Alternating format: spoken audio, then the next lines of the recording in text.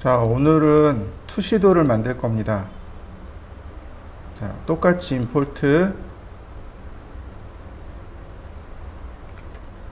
그 다음에 공유 폴더에 가면 있어요.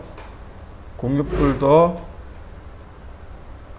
그 다음에 스케치업, 여기 투시도 그리기 보시면 자, 파일이 4개가 있습니다. 그 중에 먼저 주방 전개도부터 할 겁니다. 주방 전개도하고 평면도 2개를 읽어 드릴 겁니다. 거실도 할 거예요. 이거 4개 다 복사하세요. 자, 주방 평면도 먼저 임포트.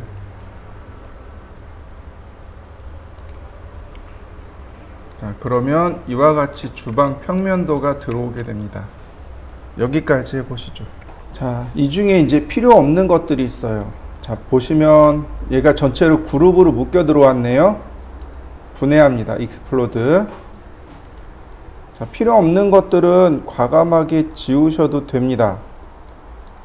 이렇게 과감하게 지우셔도 돼요. 다만 이제 여기서부터가 이제 문제가 되는 거죠. 자, 봅시다. 센터 중심선 필요 없잖아요. 중심선 지웁니다. 자, COL 컬럼입니다. 단면선이란 뜻이에요. 얘는 써야 됩니다. 단열재네요. 단열재 지워도 되겠고요. 뎁스 포인트, 얘는 캐드가 치수를 위해서 만들어낸 레이어입니다. 얘도 필요 없고요. 디멘전, 치수니까 필요 없고, 퍼니처, 가구니까 필요하네요. 해치, 네, 해치 필요 없죠. 그런데 해치에 보시면 이 마감선이 같이 들어가 있어요. 이렇게 해치에 마감선이 들어 있습니다. 어떻게 할까요? 마감선을 그릴까요? 말까요? 그려도 좋고 안 해도 좋겠죠. 저는 안 하겠습니다. 그 다음 텍스트, 그 다음 윈도우. 네, 얘네들은 있어야 되겠죠. 나머지 한글로 된 레이어들은 삭제. 자, 그리고 나서 보시면 그룹으로 묶여 있는 게 보이시나요? 자, 레이어 하나 만들고 2D 평면이라고 했습니다. 자, 더블 클릭해서 이렇게 그룹으로 묶여 있는 거 더블 클릭해서 확인해 보면 각각 이렇게 레이어로 들어가 있단 말이죠. 다 이거 다 바꾸셔야 돼요. 이렇게 다 바꾸셔야 돼요.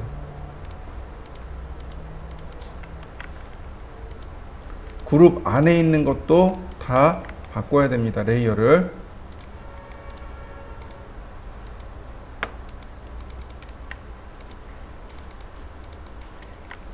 이렇게 그룹 안에 있는 것도 다 2D 평면으로 바꾸고 전체 다 선택해서 2D 평면으로. 그래서 2D 평면이 감춰지면 전부 다 감춰지도록. 자, 그러면 나머지는 다 삭제해도 돼요. 딜리트 레이어. 자, 여기까지 해보시죠. 자, 다시 보겠습니다. 전 이렇게 그룹까지 만들어 놨어요. 자, 이번에 역시 마찬가지로 임포트, 그 다음 주방 전개도를 불러옵니다.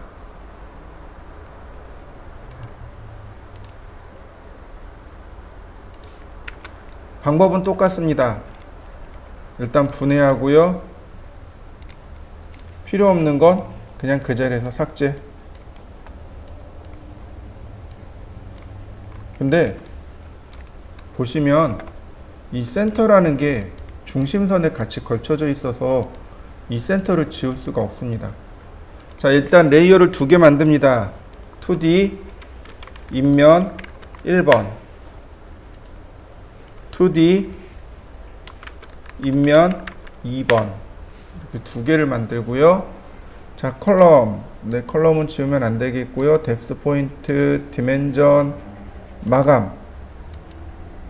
네, 마감 안 쓰고요. 퍼니처는 있어야 되겠고, 해치. 해치 냅둬야 되겠고요. 텍스트, 창문, 문자, 나머지는 다 감추고요. 자, 똑같습니다. 그룹이 있는지 없는지 체크해 보고요.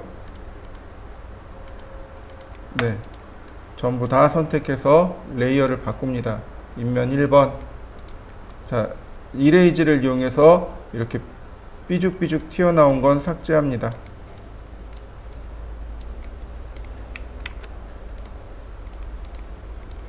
여기도 마찬가지죠.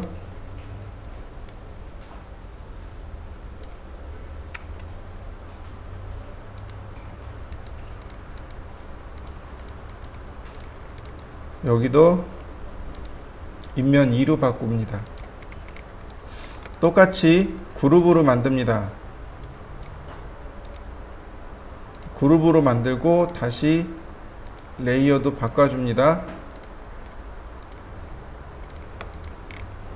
그리고 이동합니다.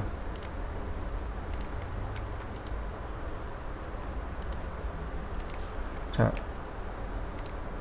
로테이트 명령어로 회전도 주고요. 이렇게 벽면을 맞추시면 되겠습니다. 여기까지 맞춰 보시죠. 그 다음에는 로테이트를 해줘야 됩니다. 로테이트 방향 지정하고 원점 0도 방향 90도. 그 다음 선택하고 로테이트 방향 지정하고 원점 0도 방향 90도. 보시면 네, 저는 여기 선이 이렇게 해서 여기가 요 선이 중심선인데 요 선이 중심선인데 지금 창문에 걸쳐져 있어요. 그래서 이렇게 창문에다 갖다 맞출 겁니다. 마감선이 없기 때문에 그냥 벽에다 맞출 거예요. 자, 여기도 마찬가지겠죠. 자, 선택하고 이동하기. 그러면 자, 이와 같이 위치가 맞아 떨어지겠죠. 자, 여기까지 이렇게 벽체를 세워 보시죠. 실제로 이렇게 모델링 많이 합니다. 이렇게 해서 캐릭터 모델링도 하고 자동차 모델링도 하고 인테리어 설계도 하고 건축 설계도 이렇게 합니다. 이거 꼭 기억해 두셔야 돼요.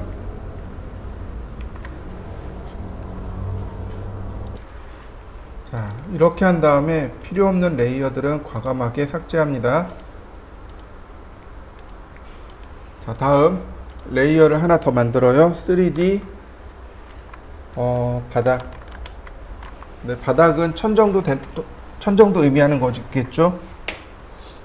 자, 렉탱글.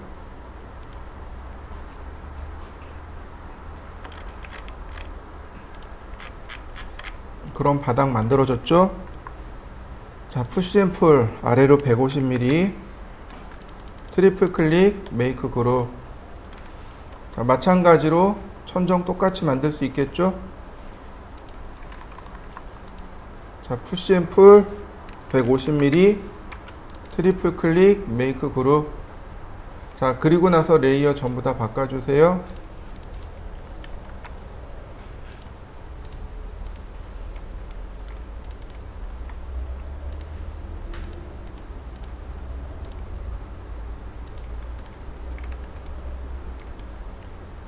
자, 다 됐네요. 그 다음에 다시 레이어 3D 벽면. 자, 나머지 이제 벽체를 만들면 되겠죠. 자, 바닥면 끄고 렉탱글. 다시 한번 또 렉탱글.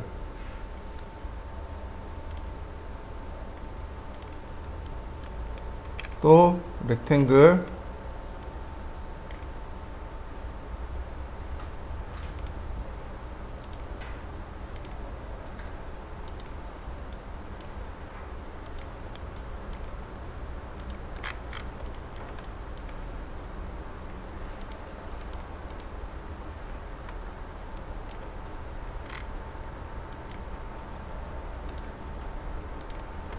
그 다음 푸시 앤 풀로 돌출.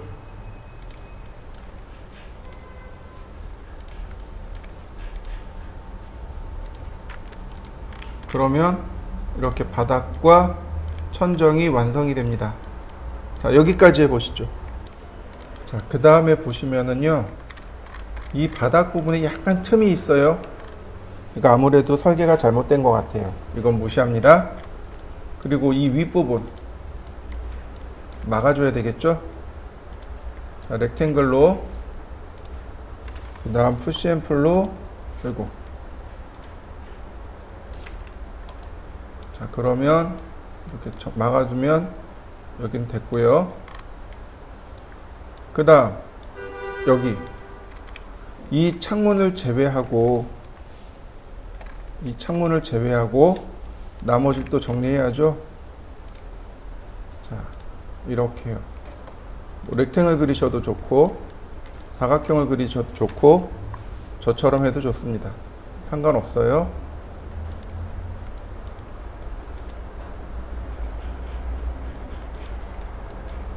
자, 그러면 금방 완성이 됐죠. 자, 여기까지 해보시죠.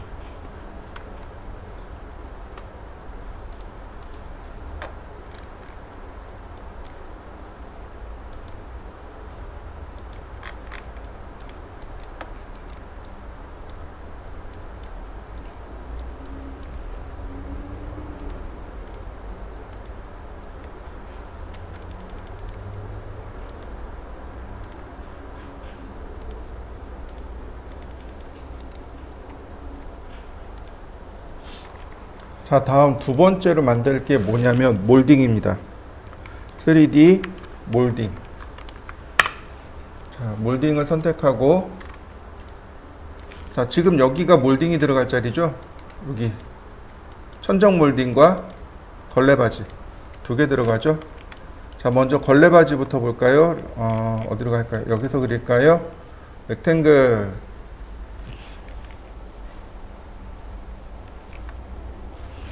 자, 10,100. 그 다음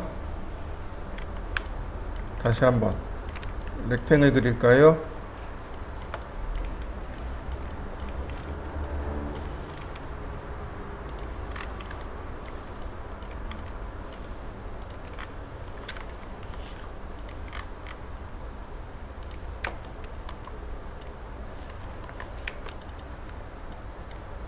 자, 경로 선택하고 팔로우 미.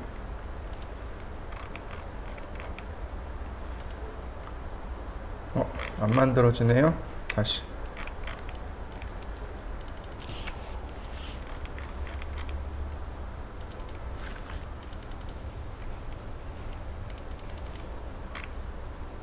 아, 자기 자신도 들어갔구나. 이런.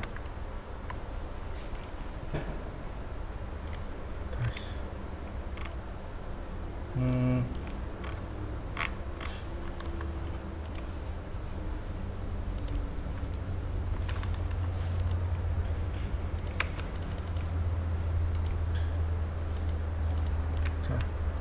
팔로우 미 클릭. 그러면 이와 같이 걸레바지가 만들어지죠. 자, 걸레바지 트리플 클릭하고 3D 몰딩, 그리고 다시 메이크 그룹. 그러면 이렇게 걸레바지가 완성이 됐고요. 자, 얘 역시 마찬가지로 밑으로 조금만 내려볼까요? 자, 이렇게. 자, 이 위에다가 네모나게 몰딩을 그리셔도 좋고, 아니면 어떤 모양을 만들어도 좋습니다. 저는 그냥 네모나게 만들 겁니다. 36,36. 자, 그 다음 팔로우 미. 그 다음 트리플 클릭, 메이크 그룹. 그러면 몰딩이 이렇게 완성이 됐습니다. 자, 여러분들도 몰딩까지 완성을 시켜 보시죠.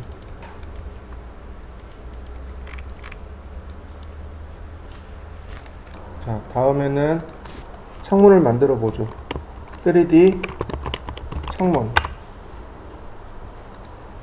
자, 필요 없는 것들은 그때그때 이렇게 감춰가면서 작업을 하시는 게 제일 좋습니다. 자, 렉탱글 전체죠. 이렇게 전체를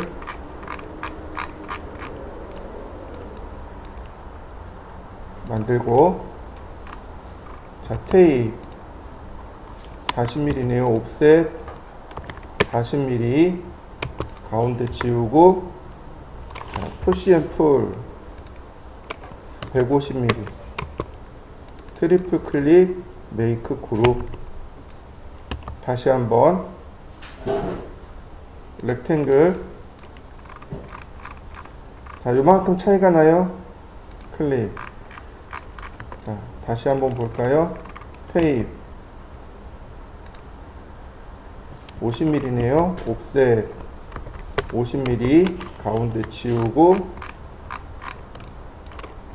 푸시 앤 풀 40mm 트리플 클릭 후 메이크 그룹. 다시 한번 렉탱글.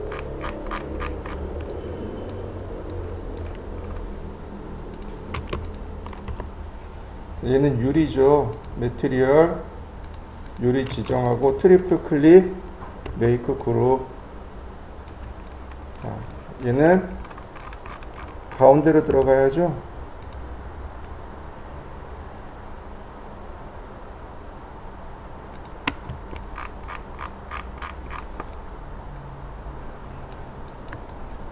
자, 하나 더 만들어야 됩니다. 자, 라인.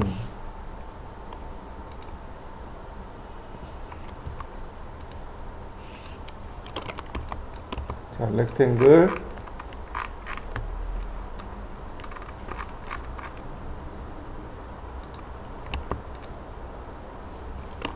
옵셋 50mm 안쪽 지우고, 푸시 앤 풀 40mm 트리플 클릭 메이크 그룹.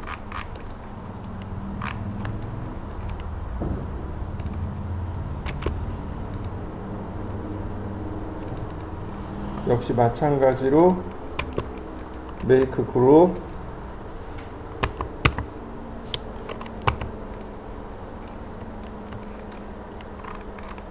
자, 이동하기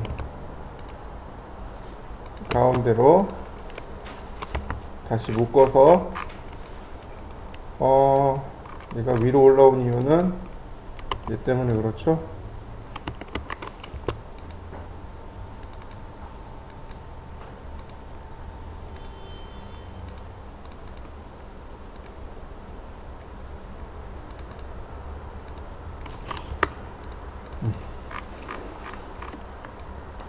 자,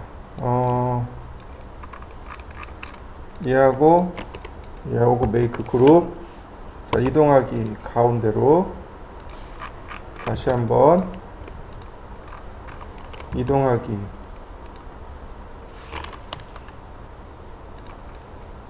다시 한번 이렇게 맞춰주면, 자, 창문 하나가 완성이 됐습니다. 자, 완성시켜 보시죠. 자, 마찬가지로 이쪽에 이렇게 유리창이 있죠. 여기 선이 두 개가 나와 있을 거예요. 선이 두 개 있는 이유는 실리콘 때문에 그래요. 실리콘 자국이니까 그냥 무시하고 넘어가셔도 좋습니다. 자, 다시 한번 렉탱글.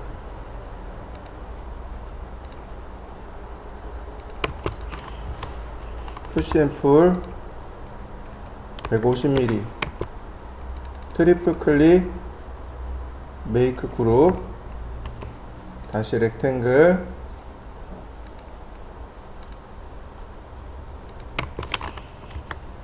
푸시 앤 풀 40mm 트리플 클릭 메이크 그룹. 다시 렉탱글. 매티리얼 그 다음 메이크 그룹.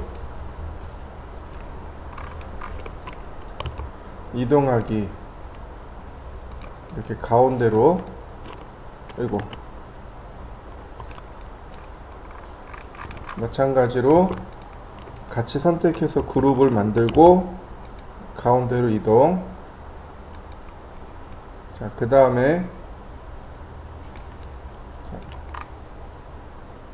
복제해서 이동하는데 이렇게 틈이 벌어지면 안 되겠죠? 자, 마찬가지로 이동하는 방향을 제어한 다음에 클릭해주면 금방 벽면에 붙습니다. 자, 얘가 하나 더 있는 건데 사실은 두 개가 있어야 되는데 어차피 우리는 안쪽에서 바라볼 거란 말이죠. 하나만 있어도 됩니다. 자, 이렇게 하면 창문까지 완성이 됩니다. 자, 창문까지 한번 완성시켜 보시죠. 몰딩, 바닥, 벽, 창문까지 완성시켜 봤습니다. 간단한 가구들은 직접 모델링 하는 게 좋고요. 조금 복잡한 가구들은 불러오는 게 좋습니다. 예를 들어서 자, 벽면을 좀 감춰보고요. 창문도 좀 감추고요. 아이고, 지금 안 되는구나. 자, 3D 가구. 자, 맞춰놓고 창문도 감추고, 그 다음 바닥도 감추고. 그러면 이제 이렇게 나와 있단 말이죠. 지금 여기 가구들이 보이시죠? 장의 높이가 맞나요? 안 맞아 보이는데요. 여기하고 오른쪽하고 왼쪽하고 장의 높이가 맞아 보이진 않네요.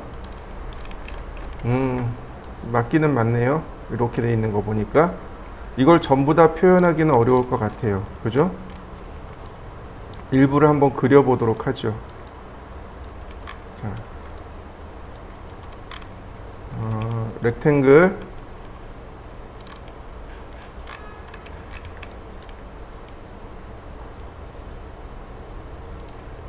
그 다음 푸시 앤 풀. 자, 여기까지네요. 반투명하게 하고요. 자, 라인.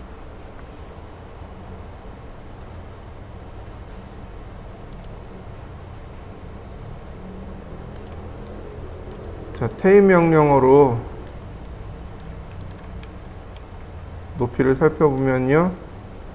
네, 100mm인 거 알 수 있습니다.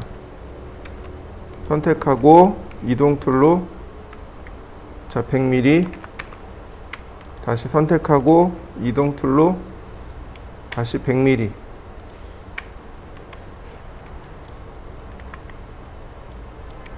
자, 푸시 앤 풀로 이렇게 안쪽으로 20mm만 넣어주세요. 무슨 얘기냐면 바로 여기가 문 부분인 거죠. 이렇게 문 부분이 올라온 겁니다. 여기가 이렇게 문이 있는 거고요. 자, 여기 또 중간에서 맞추어서 선을 그려보면 됩니다.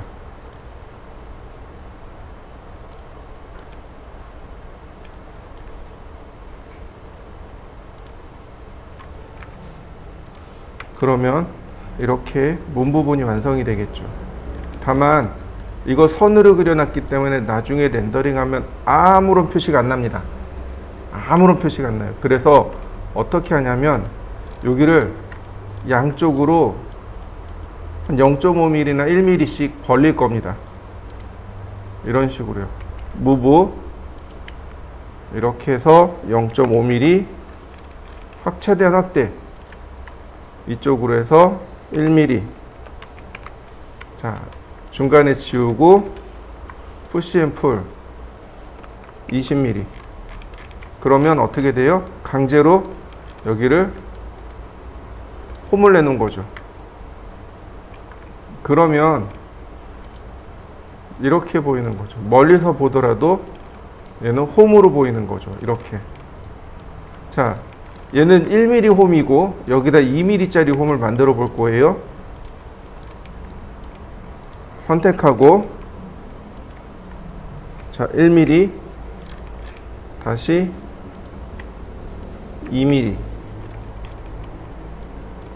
푸시 앤 풀 20mm. 자, 어떤가요? 얘는 2mm짜리 홈이고 얘는 1mm짜리 홈입니다. 아무래도 얘가 조금 더 잘 보여요. 자, 선택하고 1mm 2mm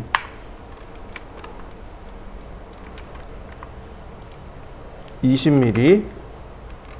그러면 이렇게 홈이 완성이 됩니다. 자, 여기에 이제 상판이 올라가는 거예요. 렉탱글.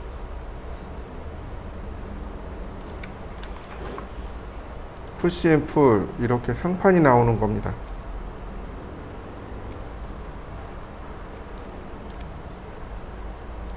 이렇게 상판이 올라가는 거죠. 이런 식으로. 역시 마찬가지로 여기 홈이 있는 게 조금 더 보기 좋을 거예요. 그 다음 여기에 이렇게 있으면 좋겠지만 여기에 뭐가 있어야 돼요? 이렇게 홈이 있어서 내용이 있어야죠. 네. 일단 트리플 클릭으로 메이크 그룹, 그 다음 하이드. 바로 요 내용이죠. 이 내용들. 자, 그려볼까요? 아니, 복사를 해볼까요? 어떻게 갈까요?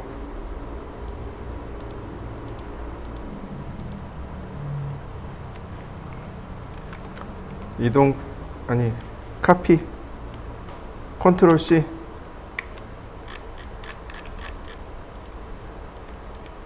언아이돌. 나 컨트롤 V. 안 나오나요? 네, 안 되네요. 다시.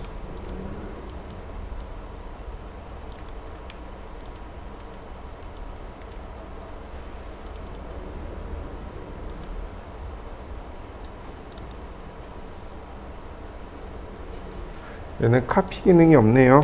자, 이렇게 그냥 애초에 복사를 해보죠.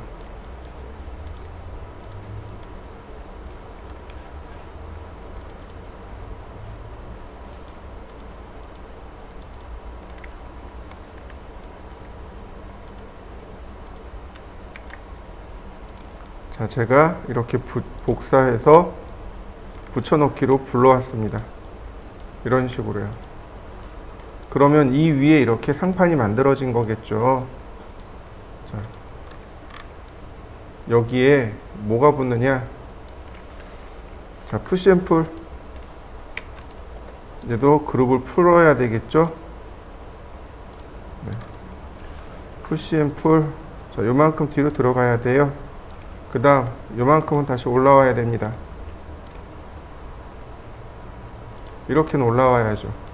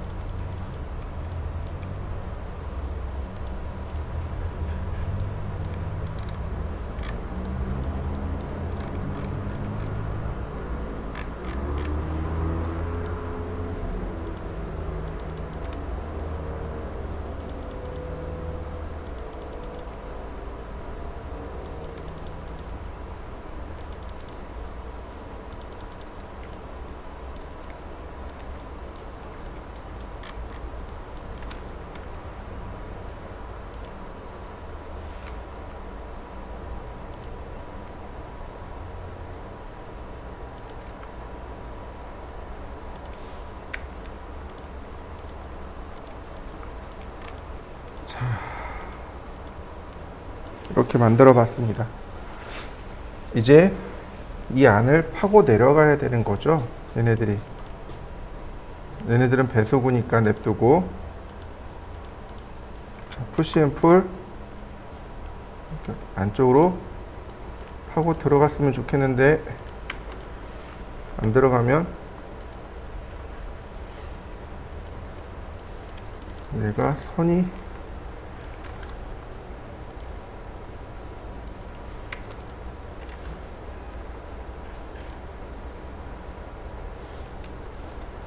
자, 이렇게 선을 이용해서 내려보면 되겠네요. 한 200mm만. 자, 이쪽도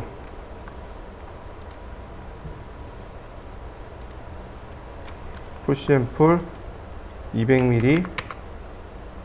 여기도 이렇게 200mm.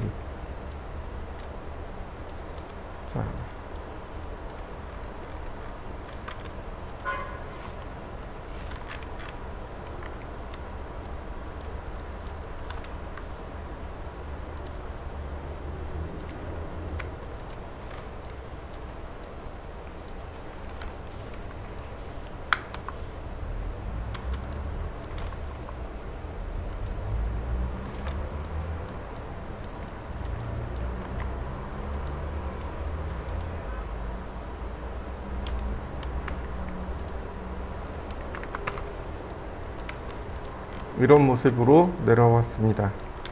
한 100mm 더 내려볼까요? 오, 이런. 얘가 뭔가 같이 움직이네요.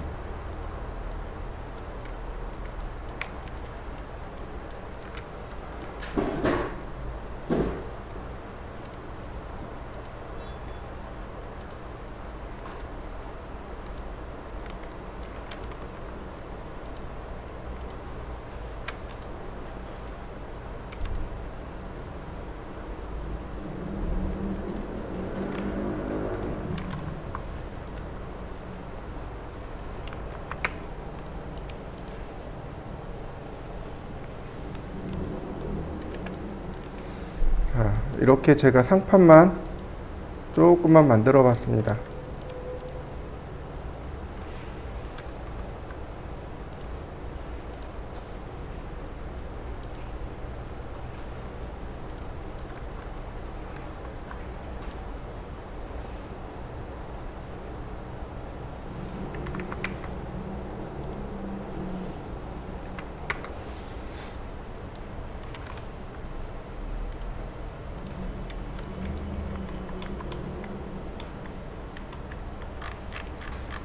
자, 어떤가요? 금방 만들어지는 거 보이시나요?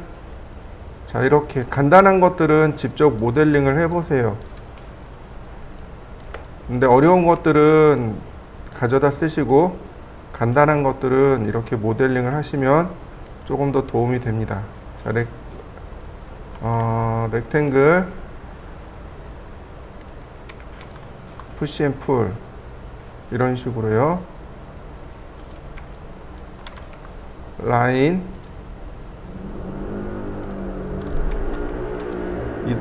그 다음 다시 한번 렉탱글 푸시 앤 풀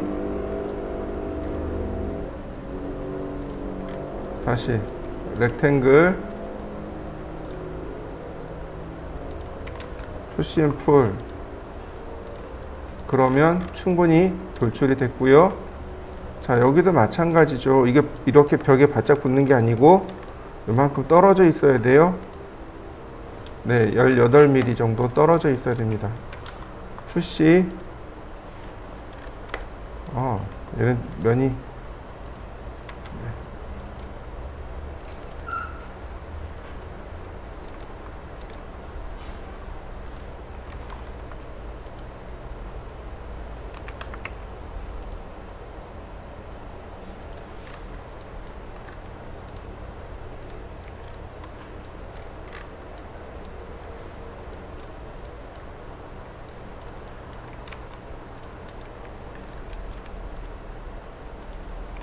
자, 이동하기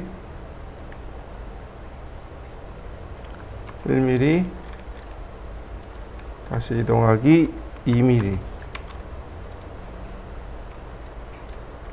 푸시 앤 풀 20mm 그러면 모양이 금방 이렇게 만들어지겠죠.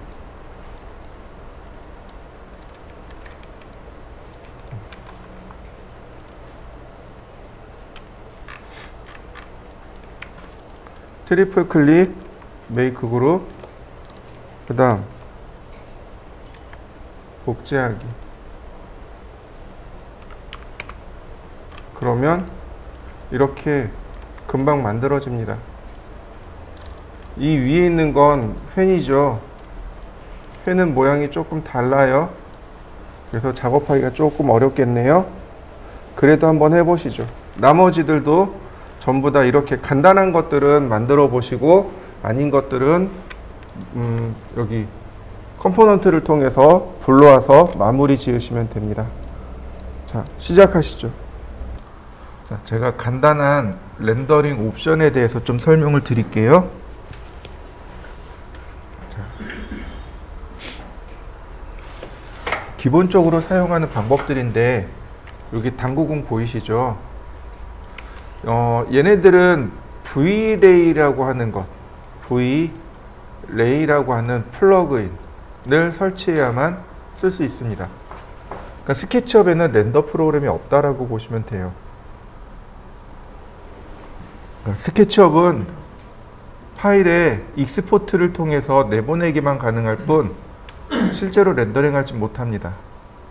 자, 얘를 눌러보면 얘가 에셋 에디터라고 하는 상자입니다. 자, 에셋 에디터 눌러보시면 첫 번째 여기는 재질입니다. 요건 재질이에요. 매트리얼입니다. 요건 매트리얼이에요. 화살표가 중간에 좌우로 있을 거예요. 좌우로 열어보시면 매트리얼, 여기가 매트리얼 목록이고 그 다음에 내가 불러온 매트리얼과 매트리얼의 속성입니다. 그 다음에 조명입니다. 조명과 조명에 대한 속성, Vray 오브젝트, 그 다음 세팅 이렇게 돼 있어요. 자, 먼저 선라이트로 들어가 볼까요? 선라이트는 태양광입니다. 여기 있다. 이 스카이 모델이 4가지가 있는데 맨 위에 호색 L이라고 하는 것이 있습니다. 이거 우리나라 말이 아니라서 하나는 맑은 날이고요. 하나는 흐린 날이에요. 맑은 날, 흐린 날. 클리어, 맑은 날. 오버캐스트, 흐린 날. 이렇게 보시면 돼요. 내가 조금 더 맑고 선명한 날을 렌더링하고 싶다 그러면 클리어로, 아니 난 조금 흐린 날을 하고 싶은데 그러면 오버캐스트를. 자, 요걸로 조절합니다. 자세한 옵션은 나중에 다시 설명하기로 하고요. 그 다음에 여기 사이즈 멀티플러라는 게 있습니다. 얘가 그림자예요. 그림자를 얼마나 또렷하게 할 거냐, 흐릿하게 할 거냐. 이 값이 커지면 그림자는 한없이 흐려집니다. 자, 넘어가죠. 여기가 이제 렌더 옵션인데 몇 가지만 바꿀 겁니다. 자, 첫 번째는 렌더 아웃풋이요. 여기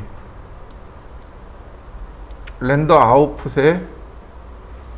아웃풋에 이미지 with 이미지 height, 즉 이미지의 가로폭과 하이트 높이요. 적어도 800에 600 혹은 1024에 768 정도의 해상도가 나와야 돼요. 그래야 최소한 우리가 바라볼 수 있습니다. 렌더링하고 나면 여기 이렇게 뭐 가로로 혹은 세로로 이렇게 잘린 모습이 나올 거예요. 그게 뭐 때문에 그러냐면 이 세이프 프레임 때문에 그렇습니다. 안전한 구조란 뜻이죠. 이 화면에 렌더링 했을 때 안전하게 나오는 영역을 비교해 주는 겁니다. 요거 끄시면 돼요. 자, 그 다음 세이브 이미지 이래 놓으면 내가 렌더링한 게 자동 저장됩니다. 끄시고, 자, 인바이런먼트 들어가셔가지고 여기 GI 값을 켜주세요.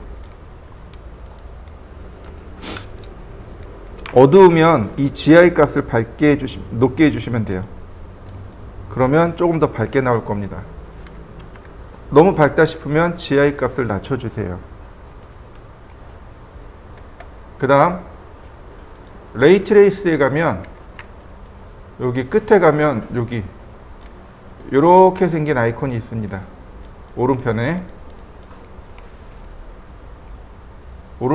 이 아이콘 눌러보시면 항목이 더 나와요. 여기에 필터가 있는데 이거 캔물롬으로 바꿔주세요. 안티알레스에 대한 이야기인데 제가 포토샵에서 안티알레스를 아직 설명 안 했어요. 이 가장 선명한 안티알레스는 여기 캔물롬입니다. 즉 선명한 이미지를 얻겠습니다 이런 뜻이에요. 내가 선명한 이미지를 가져가겠습니다 이런 뜻입니다. 여기서 끝난 게 아니고 하나만 더 맞춰주시면 돼요. 글로벌 일루미네이션, 여기에 보면 앰비언트 어클루전이라는 것이 있습니다. 얘를 켜주세요. 그러면 됩니다. 그리고 렌더링.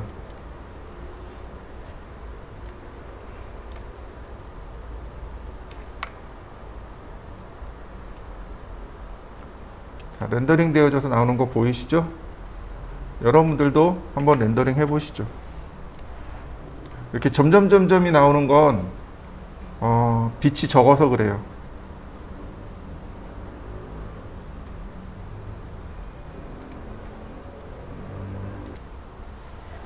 자, 이렇게 렌더링이 완성이 됐습니다. 자, 여러분들도 렌더링을 한번 해보시죠. 자, 이 이미지를 저장하려면 여기 디스켓 그림 있죠? 여기 중간에 디스켓 그림, 얘를 누르시면 돼요. 누르신 다음에 늘 항상 하는 얘기, PNG로 저장하세요. BMP나 TJ나 JPG 좋은데 TIFF도 좋아요. 근데 PNG로 저장하시면 투명도가 함께 저장이 되기 때문에 PNG를 사용하시면 좋습니다. 자, 한번 해보시죠. 이거 값 두 가지, 한 가지를 바꿨어요. 카메라 값을 하나 바꿨습니다. 카메라의 조리개를 조금 더 열었습니다. 아까는 카메라의 기본 값이 8이었는데 제가 4.4로 조리개를 열었어요. 그래서 이렇게 빛이 많이 들어오고 환하게 바뀐 겁니다. 자, 여러분들도 한번 해보시죠. 자, 다시 볼까요? 여기 스탠다드 카메라입니다. 자, 익스포저 밸류 EV 값으로 원래는 조절을 해야 되는데 그렇지 않고 여기 스탠다드 카메라에 있는 이 조절자를 눌러주시면 스탠다드 카메라가 아닌 수동 카메라로 바뀝니다. 보시면 필름 센서시티브에서 ISO 값이 나옵니다.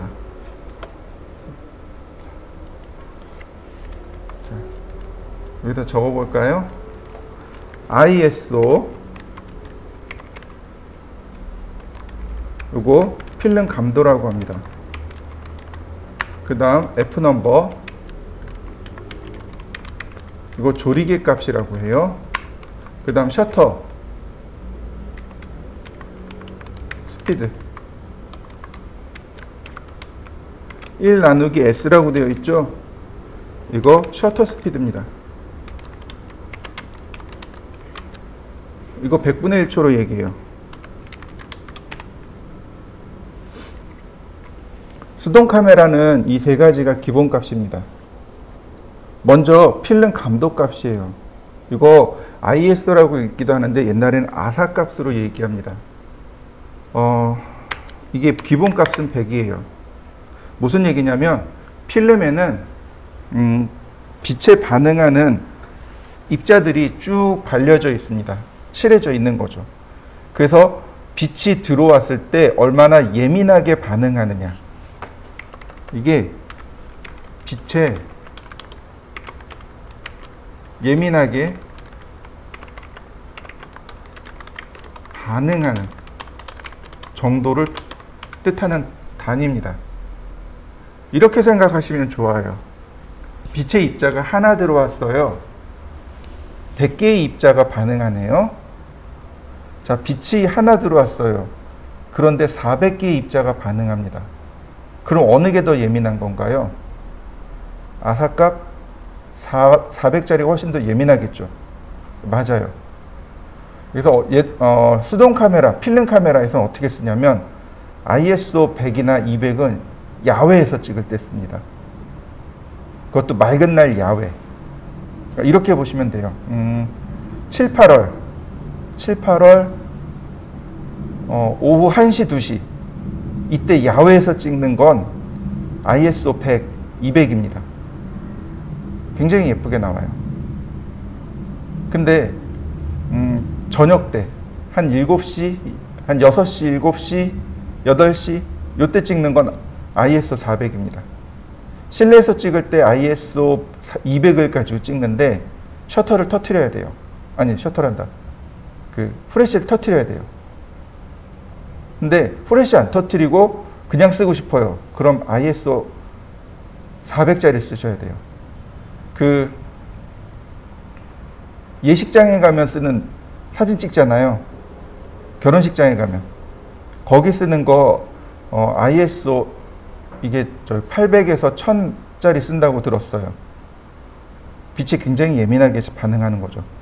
그래서 사진이 예쁘게 나옵니다. 필름 감도예요. 이 숫자를 높여버리면 이 렌더링된 결과물이 밝게 나와요. 보세요. 제가 400으로 올렸습니다. 렌더링.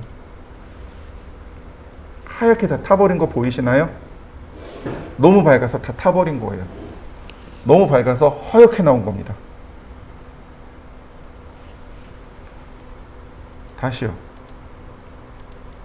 이번에 200으로 낮춰보죠. 렌더링. 자, 그나마 조금 나아졌네요. 이런 부분들 조금 나아졌네요. 다시 봅니다. ISO 100. 자, 어떤가요? 아까에 비해서 훨씬 더 나아졌죠. 네. 이렇게 우리가 렌더링된 결과물의 빛을 조절하는 방법이 이렇게 ISO를 이용해서 조절하는 방법이 하나 있습니다. 얘를 이용해서 조절하는 것. 이게 첫 번째예요. 근데 얘는 잘 안 건드려요. 그럼 누굴 건드냐? 여기 나와 있는 어퍼처, 즉 조리개 값, F 넘버하고 그 다음 셔터 스피드. 이 두 가지를 가지고 이야기합니다. 조리개 값이죠.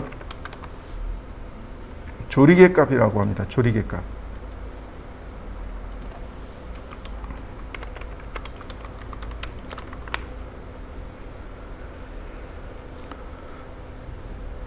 조금 아까 설명드렸듯이 카메라 앞에 조리개라는 것이 있어요.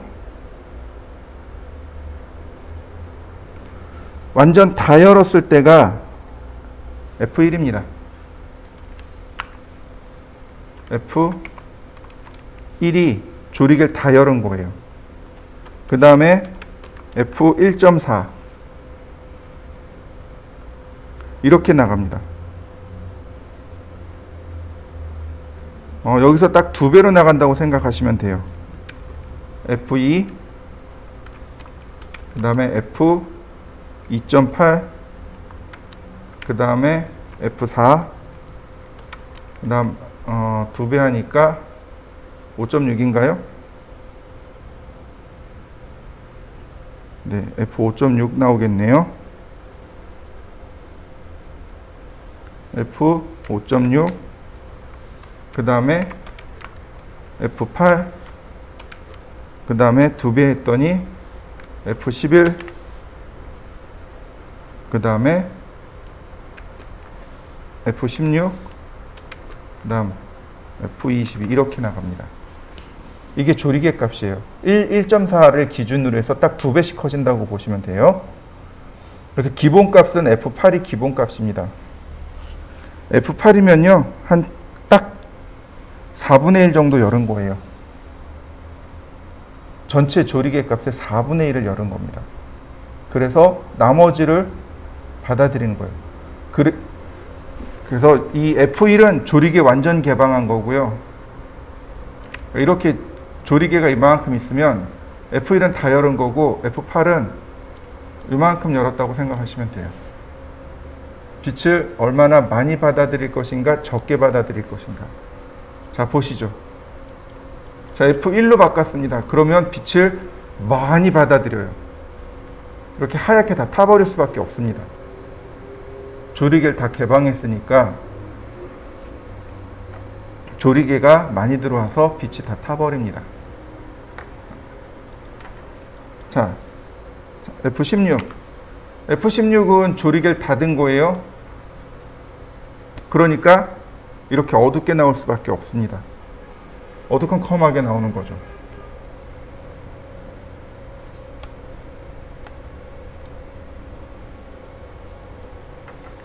봐서 빛의 양을 어떻게 조절할 것인가는 바로 이 조리개 값으로 조절합니다.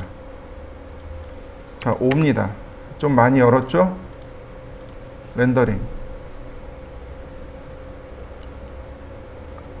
자, 어떤가요? 많이 밝게 나오죠?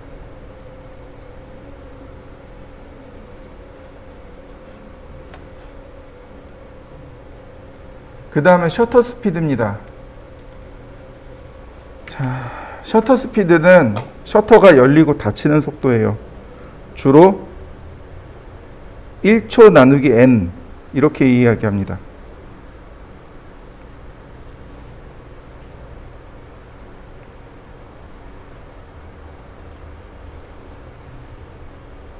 뭐 얘도 무슨 공식이 있고 그렇긴 하는데 굳이 우리가 그 공식까지는 이해할 건 아니고,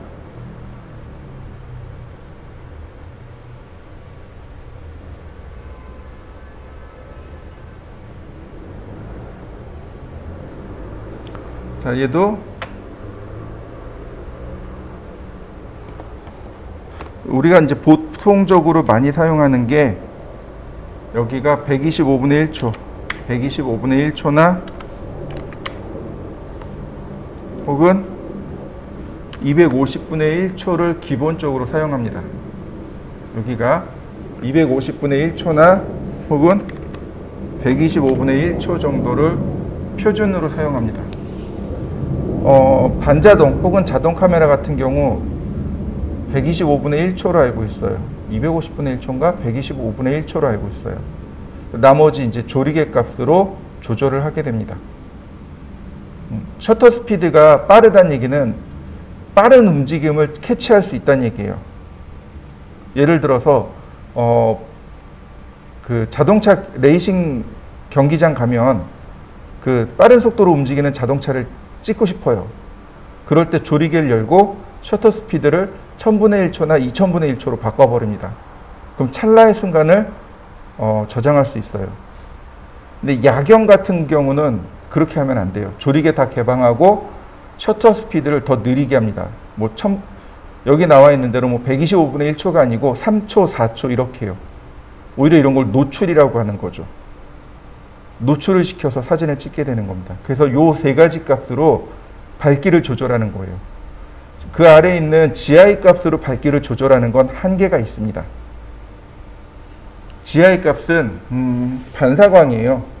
반사광에 대한 밝기를 조절하는 거고, 실제로 빛의 양을 조절하는 건 바로 여기 있는 어퍼처 값, F넘버 값하고 셔터 스피드 값으로 조절하게 됩니다. 물론 여기 조명에 들어가면 바로 이 부분, 인텐시티 멀티플러로 빛의 양을 조절할 수 있습니다. 빛의 세기를 조절할 수 있어요. 근데 굳이 여기서 조절하지 않고 어디서 조절해요? 바로 이 카메라 값 가지고 조절합니다. 그래서 실제로 렌더링 잘하는 사람들은 바로 이 사진을 잘 찍어요. 여러분들도 사진을 좀 찍으셔야 돼요. 자, 한번 렌더링 해보시죠.